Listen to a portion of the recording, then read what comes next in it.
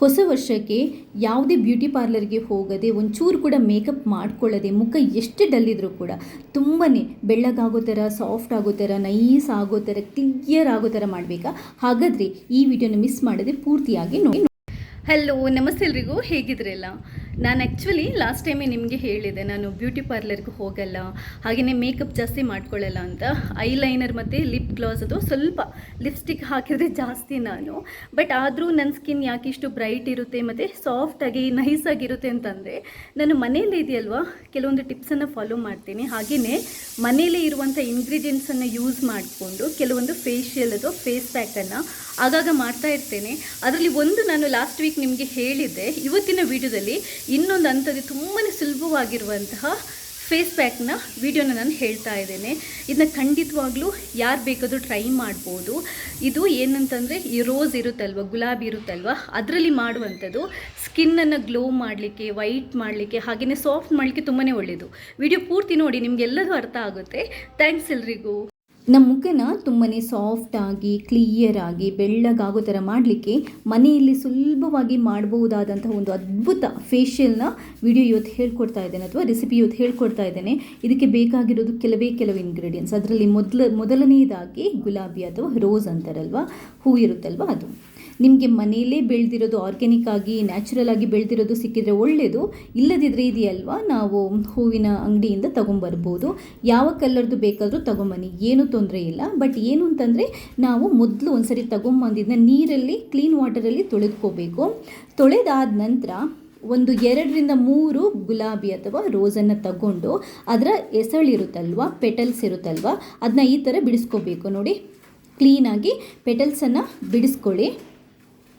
ಒಂದ್ಸರಿ ನಾವು ಕ್ಲೀನಾಗಿ ತೊಳ್ಕೊಂಡಿರ್ತೀವಲ್ವ ಅಂಗಡಿಯಿಂದ ತಂದು, ಅದಾದ ನಂತರ ಮತ್ತೆ ಈ ಎಸಳನ್ನು ಬಿಡಿಸಿಬಿಟ್ಟು ಪುನಃ ತೊಳಿಬೇಕು. ಯಾಕಂತಂದರೆ ನಾವು ಹೊರಗಡೆಯಿಂದ ತರೋದಿದ್ರೆ ಅದಕ್ಕೆ ಏನಾದರೂ ಪೆಸ್ಟಿಸೈಡ್ಸ್ ಎಲ್ಲ ಹಾಕಿಬಿಟ್ಟು ಬೆಳೆಸಿರ್ತಾರಲ್ವ, ಅದು ಎಸಳೊಳಗಡೆ ಕೂತಿದ್ರೆ ನಾವು ಮುಖಕ್ಕೆ ಹಚ್ಚುವಾಗ ಬೇರೆ ಪ್ರಾಬ್ಲಮ್ ಕ್ರಿಯೇಟ್ ಆಗ್ಬೋದು.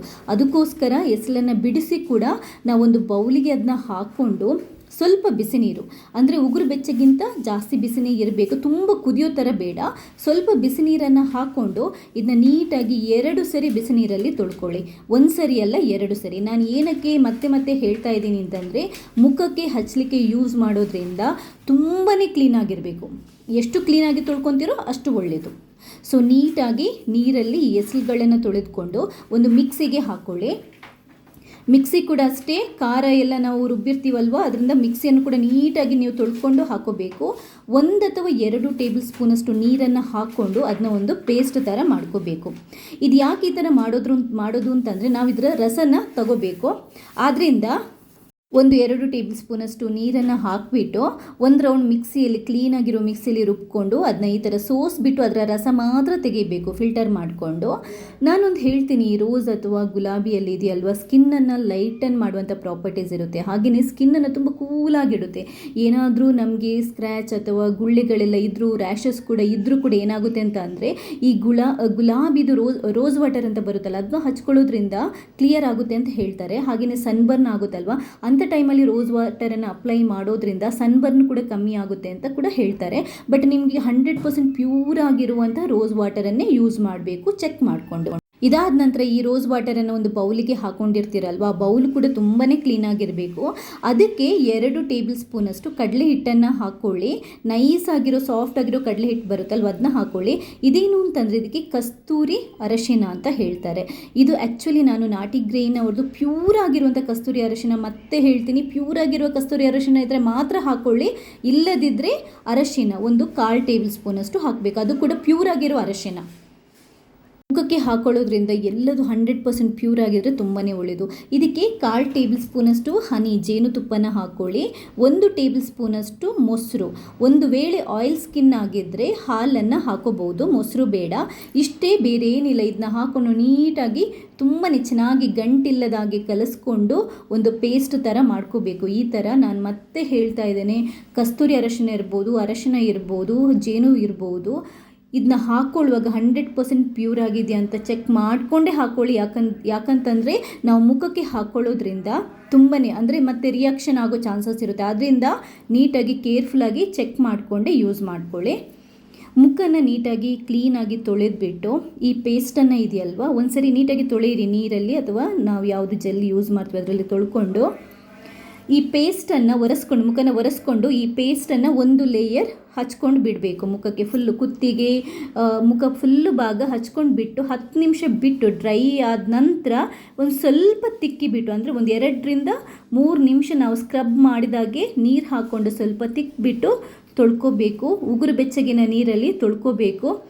ಈಗ ನನ್ನ ಮುಖದ ಡಿಫ್ರೆನ್ಸ್ ನೋಡಿ. ಒಂದೇ ವಾಶಿಗೆ ಮುಖ ತುಂಬ ಸಾಫ್ಟ್ ಆಗಿದೆ.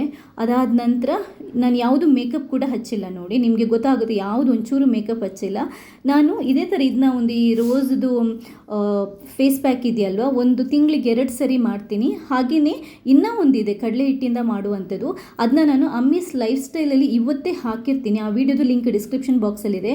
ನಿಮಗೆ ಇದು ಮಾಡಲಿಕ್ಕೆ ಕಷ್ಟ ಆದರೆ ಅದನ್ನು ಕೂಡ ಮಾಡ್ಬೋದು, ಯಾವುದನ್ನು ಬೇಕಾದರೂ ಮಾಡ್ಬೋದು.